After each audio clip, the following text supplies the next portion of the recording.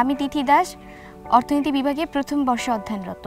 আমি যখন ক্লাস 9-এ পড়ি, একদম প্রথম দিকে জানুয়ারি 9-এ ওঠার পরপরই আমার বাবা হুট করে মারা যায়। তো আমরা ছোট থেকেই শহরে ভাড়া থাকি, তো মোটামুটি মানে মধ্যবিত্ত বা ভালোভাবে চলে এরকম বলা যায়। কিন্তু সমস্যা শুরু হয় আমার বাবা মারা যাওয়ার পর থেকে। ইনকাম সোর্স বাবাই ছিল, তো বাবা মারা যাওয়ার পর মানে ইনকাম সোর্স একদম নেই বললেই চলে, এরকম অবস্থা হয়ে যায় আমাদের। তো আমাদের দেশের বাড়ির যে জায়গাটা ছিল, এই বিষয়টা হয় যে আমার বাবারা 3 ভাই। তো আমার জ্যাঠারা আমার বাবার কোনো ছেলে না থাকার জন্য তারা তার পুরো সম্পত্তিটা তাদের নামে লিখে নেয়। এইদিকে আমার মাও কিছু করে না, ধরতে গেলে আমাদের কিছুই নেই, শুধু আমরা ছাড়া আমার মায়ের। তো তারপর আমরা বাবা মারা যাওয়ার আগেও কিছু ফ্যামিলি ক্রাইসিস ছিল না এমন নয়, ছিল। আমার বাবাও বিজনেসে লস খেয়েছে। তো তারপর বাবা মারা যাওয়ার পর বিষয়টা আর প্রকট হয়। তখন আমি ক্লাস 9-এ পড়ি। এমন হয়েছে যে আমি বাধ্য হয়ে টিউশন শুরু করতে হয়েছে আমার। আমি সারাদিন টিউশন করাতাম, স্কুল শেষ করে আসতাম, স্কুল শেষ করে টিউশন করে রাত 8টায় বাসায় ফিরতাম, এভাবে আর কি। তারপর রেস্ট নিয়ে যতটুকু পড়াশোনা করা যায়, এটা একদম ক্লাস 9 থেকেই। বাবা মারা যাওয়ার পর থেকে তো বলতে গেলে ফ্যামিলির দায়িত্ব নেওয়ার চেষ্টা করেছি, এরকম আর কি। আমি কোনো টিউশন কিছুই পড়িনি, আমি একাই পড়েছি। টিচাররা স্কুলে যা পড়িয়েছে তাদেরটা ফলো করেই ওইভাবে পড়ার চেষ্টা করেছি। তারপরও আমি আমাদের এখানে আমার বিভাগ থেকে জেনারেল গ্রেডে ফার্স্ট হয়েছিলাম একা পড়ে।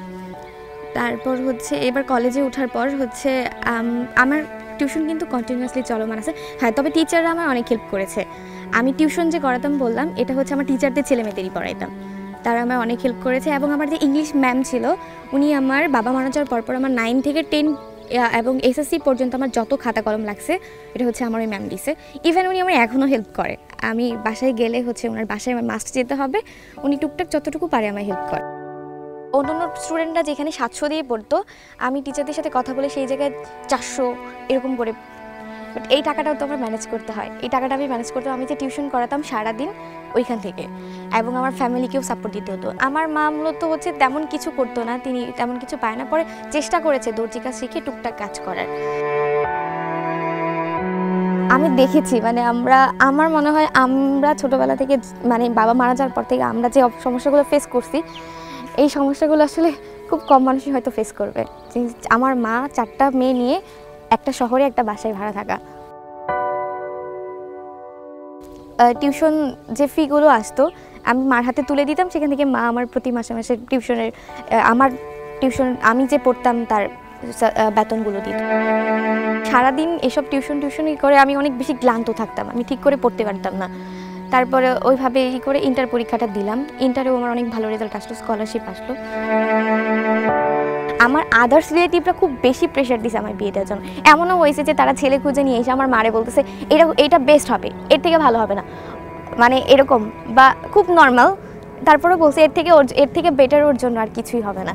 তো খুব জোরাজোরি করছে এরকম। কিন্তু আমার মার বিশ্বাস ছিল যে আমি হয়তো ভালো কিছু করবো, যে একাই পড়ে যেহেতু টুকটাক এতটুকু রেজাল্ট করতে পারছি, হয়তো ভালো কিছু করব। তো মা মাই একদম মার জায়গায় অনড় ছিল যে না, আমি আমার মেয়েকে পড়াবো, দেখি কি হয়, পরে দেখা যাবে। তারপর মা মোট কথা আমার বাসায় সবচেয়ে বড় সাপোর্ট আমার মা। কেউ বিয়ের কথা বললে বা এরকম বললে সবচেয়ে বেশি প্রোটেস্ট করতে আমার মা। আর পাড়া প্রতিবেশীর যে বিষয়টা, এইটা ফেস করছি আমি আমাদের যেখানে খাবার দাবারের টানাটানি বাস্তু, খাবারের খরচ নেই, সেইখানে পড়াশোনা আমাদের কাছে কাইন্ড অফ বিলাসিতা ছিল।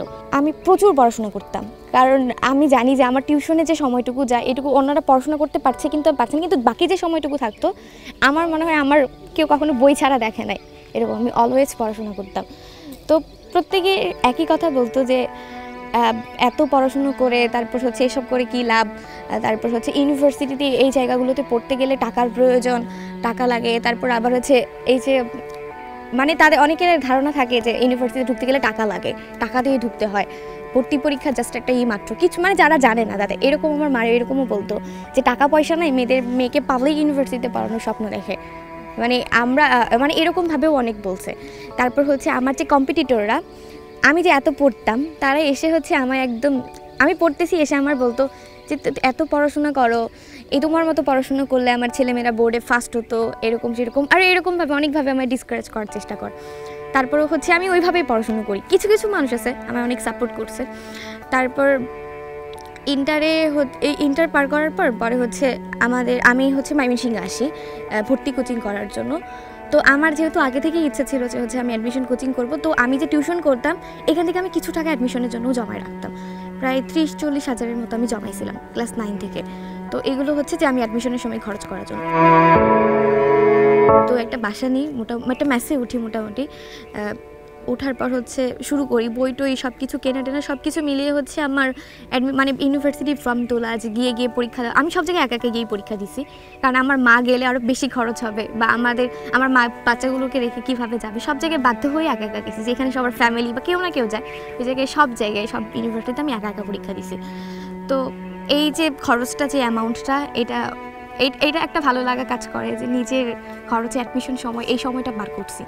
তারপর হচ্ছে আর মা টুকটাক দিয়েছে যতটুকু সাপোর্ট। আমার মানে মেন কথা হচ্ছে আমার মা হচ্ছে আমার সবচেয়ে বড় ইন্সপিরেশন। আমার মা মেন্টাল যে সাপোর্টটা অলওয়েজ, আমি অনেক বেশি ডিপ্রেসড হয়ে যেতাম যে আমি আসলে আমার প্রথম দিকে কোচিংয়ে যাওয়ার পর দেখলাম আমার বেসিক সবার মতো না, সবাই ওইভাবে টিউশন ছোটোবেলা থেকে পড়ে আসছে, আমি তো একাই পড়াশোনা করছি। আমি অনেক বেশি হতাশ হয়ে যেতাম। আমি মারে বলতাম যে মা, আমি তো এদের সাথে পারতেছি না, যে খাপ খাওয়াইতে পারতেছি না, এরা আমার থেকে অনেক অ্যাডভান্স।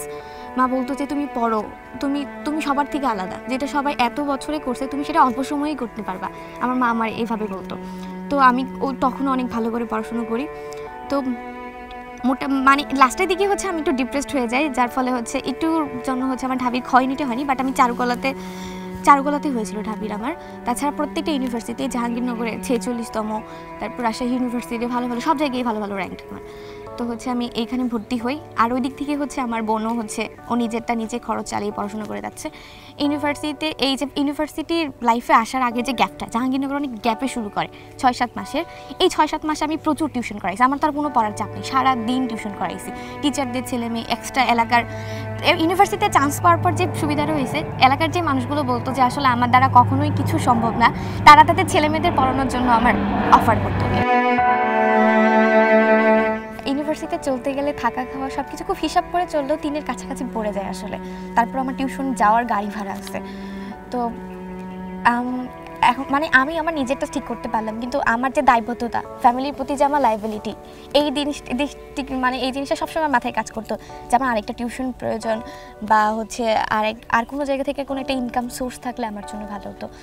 তো হচ্ছে পরে হচ্ছে আমি আমার ফ্রেন্ড প্রত্যাশা থেকে বসুন্ধরার এই শুভ সঙ্গীর কথা জানতে পারি। তো এখন সুবিধাটা হয় কি, যে আমার ফ্যামিলির সাপোর্ট দেওয়ার জন্য আমার এক্সট্রা কোনো আরও বেশি এক্সট্রা প্রেশার নিতে হচ্ছে না, আমি আমার একাডেমিকে সময় দিতে পারছি ভালো করে। তো হচ্ছে মানে আমি আমার টাকাটা বাসায় পাঠিয়ে দিয়ে যে শুভ সঙ্গী থেকে যে টাকাটা পাই, এটা আমি নিজে খরচ চালাই। শুভ সঙ্গ আমাদের ফ্যামিলির জন্য একটা ব্লেসিং বলতে পারি আমরা, যে হচ্ছে আমাকে সাপোর্ট দিচ্ছে, প্লাস আমার ছোটো বোনকে সাপোর্ট দিচ্ছে। এখন হচ্ছে আমার বোনের পড়াশোনায় পুরোপুরি ফোকাস করতে পারছে। ওর টিউশন, আমি ওরা বলছি যে ওই টাকাটা পাওয়ার পর তোর টিউশন করাতে হবে না, তুই হচ্ছে পড়াশোনায় ফোকাস কর, খুব ভালো একটা রেজাল্ট কর, তোর অ্যাডমিশনের টাকাটা আমি ম্যানেজ করে ফেলবো। প্রশাসন ক্যাডার হচ্ছে আমার একমাত্র ড্রিম বলতে পারি। এটা হওয়ার কারণ আছে, কারণ হচ্ছে আমাদের এলাকার মানুষ যারা আমার হচ্ছে সবসময় হচ্ছে ডিসকারেজ বলা যায় না, এদের ডিসকারেজটাই আমার কাছে অনেক বেশি ইন্সপিরেশন। কারণ এরা কখনো ভাবতেও পারে নাই যে আমি একটা পাবলিক ইউনিভার্সিটি পড়বো, মানে এটা আসলে কাইন্ড অফ ড্রিমের মতো। আমার মতো একটা ফ্যামিলি থেকে একটা এই পাবলিক ইউনিভার্সিটিতে পড়া কাইন্ড অফ ড্রিম। হয়তো ভালো করে পড়াশোনার সুযোগ পেলে আরও ভালো জায়গায় যেতে পারতাম, তো ওইভাবে যতটুকু, বাট আমি স্যাটিসফাইড নিজে চেষ্টায় যতটুকু এসেছি। আমার অনেক আগে ছোটোবেলা থেকেই ড্রিম প্রশাসন ক্যাডার, এটা আমার একমাত্র ড্রিম। সবার আগে ড্রিম হচ্ছে একজন ভালো মানুষ হওয়া।